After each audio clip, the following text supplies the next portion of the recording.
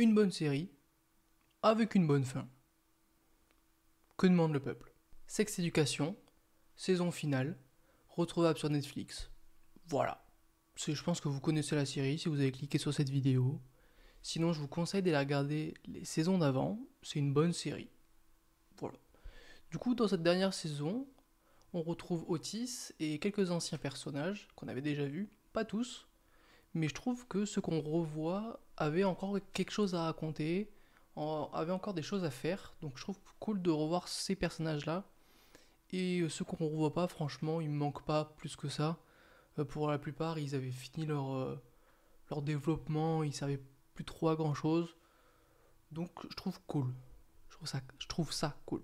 En parlant des personnages, je trouve qu'ils ont tous une bonne fin, entre guillemets. Une fin qui leur convient plutôt. Voilà. Peut-être pas une bonne fin, ça dépend des persos. Pas de spoil. Mais je trouve que la fin en elle-même et la fin de chacun est satisfaisante.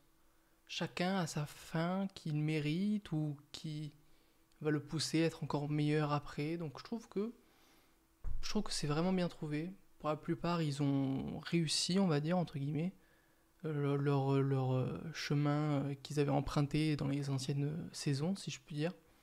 Donc pour ce coup-là, c'est un peu une happy end, je dirais, cette fin de saison.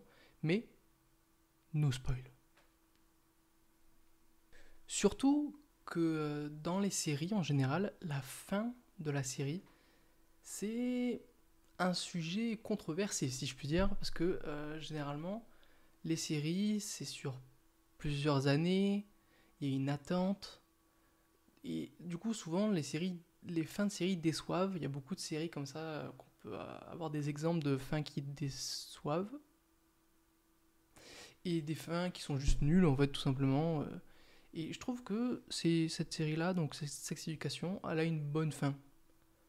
J'ai marqué fin excellente dans le titre, enfin sur la miniature, parce que j'aimais bien le jeu de mots.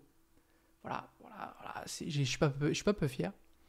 Mais en vrai, c'est une bonne fin. Elle n'est pas non plus excellente, mais c'est vraiment une bonne fin. Par rapport aux nouveaux personnages qu'on peut retrouver, qu'on n'a jamais vu dans les anciennes saisons, donc des nouveaux personnages, tout simplement. Personnellement, il y en a 2-3 que je trouve vraiment intéressantes. Intéressantes, d'ailleurs. Mais les autres, un peu osef, en vrai. Ils sont pas nuls, c'est pas des mauvais personnages, mais ils sont un peu... bon, c'est des personnages secondaires, voilà, ils sont là, on les développe un peu, mais vraiment sans plus. Mais dans l'idée, il y a 2-3 vraiment nouveaux personnages, vraiment cool, et ça c'est bien. Dans cette saison finale, il y a encore plus de messages. Voilà, Sex Education, c'est quand même une série qui met en avant tout le côté sexuel, évidemment, des adolescents, des jeunes adultes, et aussi de l'identité, du genre, etc. Et cette dernière saison, je trouve que ça rajoute encore plus de messages. Il y en a du coup sur toute la communauté queer, etc. Mais aussi sur le handicap et ses certaines formes. Donc je trouve vraiment que c'est fait intelligemment. Dans le sens où si on a une personne qui est en situation de handicap, par exemple, bah, elle n'est pas que ça. C'est un personnage qui a un développement et elle est en situation de handicap, du coup, ça va aider son développement. Ça va aider la série, ça va aider les autres personnes, ça va raconter quelque chose. Personnellement, j'aime pas quand dans une série ou dans un film, un personnage est, par exemple, il est gay. Bon bah il est gay. Et ben dans le film il sera juste gay. Bon bah c'est nul, ça représente rien. C'est juste là pour mettre des quotas, c'est juste pour représenter, et ça représente mal. Alors que dans cette série, ils arrivent à représenter différentes communautés, différentes personnes, différentes situations, et ils le font bien, ils le font intelligemment, et ça fait pas trop forceur, ça fait pas trop on fait ça parce qu'il faut en mettre un, ou on fait ça parce que comme ça on va attirer du public. Bon, peut-être qu'il y a un peu de ça du côté business avec les gens en costume, mais je trouve que c'est fait intelligemment et ça choque pas, C'est juste normal, et c'est normal que ce soit normal vu que c'est normal. Vous voyez ce que je veux dire? Je pense que je vais m'arrêter là pour la partie non-spoil. On ne s'arrête pas là pour les gens qui ont déjà vu la saison, la série du coup en général. Mais vraiment, si vous avez déjà vu les autres saisons, donc la saison 1, 2, 3, foncez sur la 4. Vraiment, c'est dans la continuité de la série. Si vous avez aimé les 3 premières, vous allez aimer la dernière. Vraiment, finissez cette série, je pense qu'elle le mérite. C'est une des meilleures peut-être séries Netflix un peu adolescente qu'on peut dire qui est sortie. Il y en a qui sont vraiment nuls, qui donnent pas envie, etc. Mais celle-là, je trouve qu'elle est vraiment intéressante. Donc n'hésitez pas à aller voir cette dernière saison. Et une fois que vous l'avez vue, vous pouvez revenir sur cette vidéo et vous marquer en commentaire. C'est vrai, t'avais raison, elle est bien. En fait, moi j'ai trouvé nul. Vous pouvez faire ça. Vous pouvez aussi laisser un pouce bleu, vous abonner. Et nous, ce qu'on va faire, c'est passer en spoiler. Je vais pas... Donc, attendez. On est en spoiler. Si vous êtes là, c'est que vous avez vu la série, blablabla, vous avez compris. Donc, je vais revenir en speed sur certains personnages. Évidemment, il y a plein de choses à dire. Il y a plein de personnages qu'on pourrait en parler comme ça pendant vraiment longtemps. Mais j'ai pas envie que ma vidéo dure 2 heures. Voilà, j'ai pas envie. Ruby, c'est un de mes persos préf. Voilà, depuis la dernière saison, au début, comme tout le monde, je pense qu'on l'aimait pas trop parce que c'est une harceleuse. Pas cool ça. Mais depuis qu'elle est sortie avec Otis et qu'on l'a appris à la connaître, elle est devenue tellement plus intéressante en termes de personnage. Elle est très attachante, elle est touchante. Ça se voit que. En fait, c'est juste qu'elle a morflé dans son enfance, quoi. Du coup, elle veut appartenir toujours à un groupe parce que dans son enfance, elle s'est fait rejeter par les groupes, en fait, tout simplement. Et du coup, par les groupes des filles populaires, des filles cool. Pas cool le harcèlement, je rappelle. Et donc, c'est pour ça que. Enfin, ouais, on la comprend mieux, en fait. Et dans cette dernière saison, je trouve que c'est vraiment une bonne fidélité pour elle. Parce que c'est comme si. Parce qu'on retrouve O, du coup. Et leur relation, elle est intéressante. Parce que O représente les traumatismes de Ruby. Et donc Ruby, au début, elle essaie de combattre le trauma par le trauma, j'ai envie de dire. Et à la fin, elle accepte. O lui présente ses excuses. Et elle accepte ses excuses. Et donc, elle se guérit, j'ai envie de dire, de ses traumas d'enfance. Et donc, vraiment, juste à rend heureux. Voilà, à régal. Ruby à régal, elle est trop mimi. Alors qu'en vrai, au début, vraiment, c'était un peu... bon, voilà.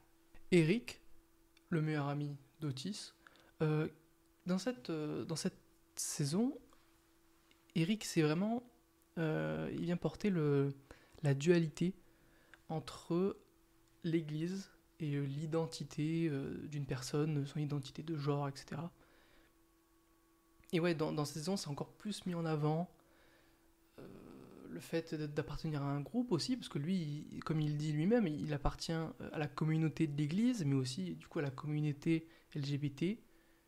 Et donc lui, c'est vraiment ce combat-là de Jésus, je l'accepte, mais est-ce que lui, il m'accepte, et est-ce que machin, et blablabla, qui va apporter des péripéties.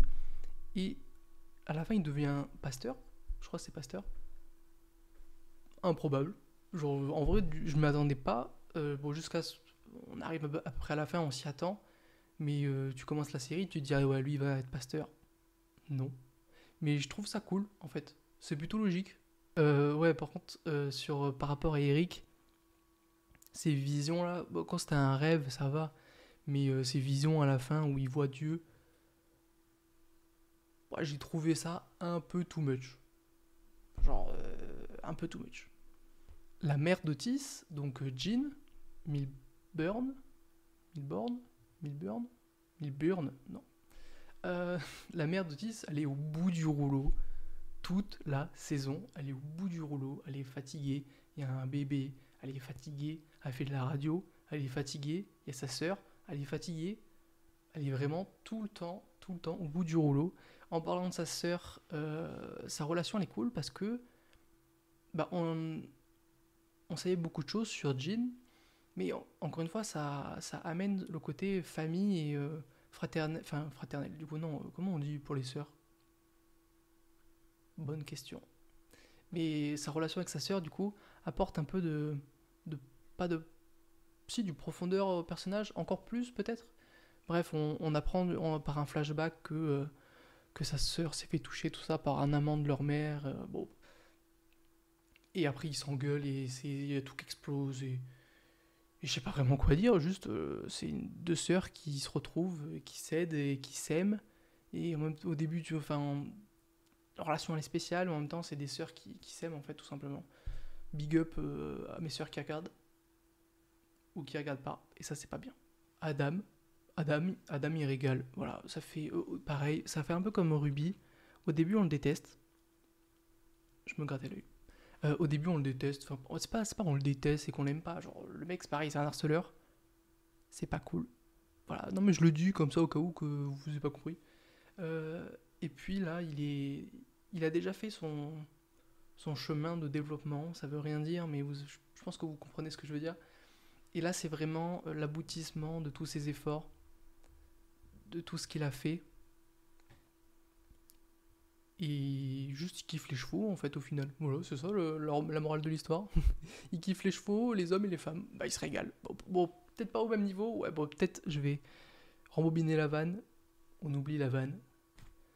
Euh, mais oui, juste, ça rend heureux. Pareil, Adam, le voir s'épanouir, j'ai envie de dire, ça rend heureux. Voilà. En fait, tous ces personnages, on s'y attache. Et une fois qu'ils sont heureux, ça nous rend heureux. Et c'est trop bien, hein, cette série, elle marche beaucoup avec ça. Le côté affectif, côté affect. Et en parlant affect, Adam et son père. Du coup, Michael, Monsieur Groff, pour les intimes, non, Michael pour les intimes, Monsieur Groff, leur relation, elle est trop cool. Enfin, elle n'était pas cool du tout. Et puis, Monsieur Groff, donc, qui est sûrement un des meilleurs persos pour son développement tout au long de la série, parce que pareil, lui, au début, tu l'aimes pas, après, t'apprends à le connaître, tu sais que lui aussi, il s'aime pas, c'est aussi pour ça que on l'aime pas nous, parce qu'on dirait que c'est un connard, mais en fait, c'est pas vraiment un connard, mais si, en fait, c'est un connard, quand même. C'est pas parce que c'est pas sa faute que c'est pas un connard, enfin, c'est ce genre de perso complexe qui arrive à s'ouvrir petit à petit tout au long de la série. Je trouve ça juste trop bien. Surtout que là, quand tu le vois heureux, pareil, lui, si tu l'as jamais vu heureux, même lui, il s'est jamais vu heureux. Il fait des petits plats, il fait des petits trucs, il est heureux. Bah, big smile, juste le big smile. Et quand ils se font un câlin à la fin, mais c'est. Mais j'ai juste envie de chialer, ouais. Moi, j'ai pas chialé, mais j'ai juste envie de pleurer. Je veux dire, le mec, un gros câlin de daron et de fils là. Non, non, non, non, ça c'est pour faire pleurer ça. Ensuite, j'aimerais parler de Aimé, qui est aussi un de mes persos préférés. J'ai l'impression de dire ça à tous les personnages. Mais elle, pour le coup, depuis longtemps, c'est un de mes persos préférés. J'aime trop les persos de ce style, en fait, qui sont simples. C'est pas péjoratif, je crois, mais juste elle est elle-même et elle essaie de s'accepter. Et il y a l'autre bouffon là qui lui avait fait un truc pas bien dans le bus, qui la trauma. Et dans cette saison, du coup, elle arrive à le combattre grâce à l'art et grâce à Isaac. D'ailleurs, petit point négatif là, parce que je parle pas souvent de négatif, mais petit point négatif, la relation Isaac et Aimé. Ouais, je suis pas convaincu. Voilà. Genre, je trouve qu'il n'y a pas d'alchimie entre eux. Voilà, ouais, bizarre, j'ai envie de dire. Mais sinon, Aimé trop cool. En plus, ses photos, premier degré, elles sont bien à la fin. Et quand elle crame le pantalon, pareil, juste en mode t'es soulagé, elle est soulagée encore plus. Et du coup, elle arrive à. Du coup, au final, elle arrive à battre ses traumas. C'est un peu tout ça. En fait, vraiment, je recommence. Les derniers épisodes, c'est un peu tous les personnages qui avaient des traumas. Et ben, ils ont réussi à les combattre. Je grossis le trait, c'est évidemment plus compliqué que ça. blablabla, blablabla. Mais c'est un peu ça, cette saison, c'est vraiment une finalité à tout ça, en happy end. Otis! Ouh, j'ai fait bouger le micro. Otis! Ce bon vieux Otis! Presque, il y a tellement de persos intéressants, développés, avec des nuances, etc., que tu peux oublier que c'est lui le personnage principal. Je trouve ça dingue, et je trouve ça cool aussi. Mais faut pas croire, parce que il est quand même important, c'est quand même lui au milieu, c'est blablabla. Mais, ouais, genre, il y a tellement de personnages secondaires, dits secondaires, qui sont bien, que Otis, il passe un petit peu à la trappe, j'ai envie de dire, mais c'est pas plus mal, mais c'est comme ça. Et en même temps, ça tourne autour de lui un peu, j'ai envie de dire. Sa relation avec Maeve est trop cool, genre juste depuis la saison 1, on attendait ça, qu'ils soient ensemble. Ils sont ensemble, bon, c'est des hauts et des bas. Quand il dort avec Ruby, là, qu'après il lui dit qu'il voulait faire des trucs dans la piscine, et puis bim, il se tape, et c'est catastrophique. Leur relation est catastrophique. Mais c'est mignon. Et en même temps, heureusement qu'il a rien fait avec Ruby, sinon on l'aurait détesté. Parce que Maeve a mérite d'être heureuse, Maeve. On en reparlera après. Mais Otis, sérieux. Sérieux. Sa relation avec... Non, ça va pas... Enfin, si, c'est une relation en soi, mais sa rivalité plutôt avec O, elle était cool. Genre, ça rajoutait un peu de trucs. Mais sans plus. J'ai l'impression que cette histoire de sexologue dans le lycée, c'est un peu du réchauffé, et c'est surtout juste pour nous dire qu'ils font quelque chose au lycée. Vous voyez ce que je veux dire? Genre, j'ai vraiment l'impression que ça sert à... Genre que le lycée, il leur sert à rien, sauf à se réunir. Et du coup, il fallait qu'ils fassent quelque chose au lycée quand même. Du coup, ils ont inventé cette histoire de deuxième sexologue et de combat, alors qu'elle a juste à ranger son ego 2 secondes et à dire on fait équipe? Oui. Pas de saison, enfin, il n'y a pas de lycée dans la saison, du coup, si c'est comme ça, c'est réglé, et pas de galère. Maeve. Maeve. Je sais pas si vous l'avez entendu, mais Maeve. Perso de zinzin. Elle fait que souffrir. On veut juste qu'elle soit heureuse, en fait. Même elle veut être heureuse. Elle fait rien, elle souffre. Entre sa vie, globalement à chier, sa famille, problématique, ses relations bancales, genre dès que tout va bien, tout va bien, et puis il y a sa mère qui meurt. Son prof, c'est un connard, il dit ouais, t'es pas faite pour être écrivaine. Ensuite, il y a Otis qui dit j'ai dormi avec mon ex. Bon, pauvre Maeve, on veut qu'elle soit heureuse. À la fin, elle est heureuse. Petit soulagement. Et en parlant de Maeve, du coup, et de Otis, heureusement qu'ils ont Ken à la fin. Voilà, non mais voilà, il faut le dire. Parce que si on fait toute cette saison où les deux ils font que parler de sexe à tout le monde, ils les aident dans leur sexualité, dans machin, mais que les deux ils y arrivent pas, ça aurait pu être intéressant, ça aurait pu être drôle, etc. Mais c'est mieux qu'ils y arrivent quand même. Et donc ils le font, et en plus c'est joli à la fin. Et après elle part, elle lui laisse une lettre. Bon, c'est un petit peu niais, mais ça va, c'est mignon. Mais ces trucs d'amour impossible, c'est frustrant, mais c'est tellement beau. Mais c'est nul, mais c'est nul. Mais pourquoi vous aimez pas? Parce que là, vous nous faites souffrir, nous. Ok, c'est mignon, mais c'est frustrant. On veut qu'ils soient ensemble, mais ils peuvent pas être ensemble parce que Maëva doit partir. Et on est tous, j'espère qu'on est tous d'accord pour dire que c'est vraiment... Bah, il fallait qu'elle parte, elle ne peut pas rester juste pour Otis. Il fallait qu'elle parte pour son projet professionnel, et c'était juste la meilleure solution.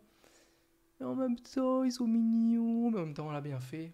D'ailleurs, gros big up à la blonde, je sais plus tout comment elle s'appelle, sa pote de chambre là au State, qui a donné son texte à une meuf de livre là. J'ai aucun mot, je suis désolé. Gros big up à elle, hein, parce que sinon Maeve, elle aurait rien fait. Enfin si, elle aurait fait quelque chose, mais ça l'a boosté quoi, et c'est tant mieux. Du coup on espère qu'elle arrive à être écrivaine, on ne saura jamais. Mais du coup, c'est pareil, c'est un peu une happy end pour les deux, là, Otis et Maeve, même si au final ils sont pas ensemble.